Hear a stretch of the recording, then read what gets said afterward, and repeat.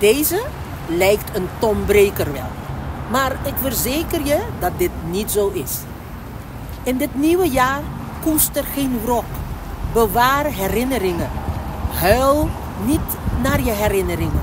Onthoud beter de vreugde. Leef niet in het verleden, maar profiteer liever van het heden en bereid je voor op de toekomst zonder er geobsedeerd door te raken. Ja, dat kan je en dat moet je ook. Kies de rol van je leven en vergeet wat er al is gebeurd, wat uiteindelijk niet meer terugkomt. En als die terugkomt, zul je daarop voorbereid zijn.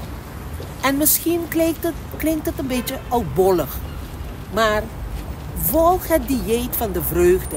Elke ochtend een glimlach en altijd een bedankje aan het einde van de dag. Gewoon, pensé.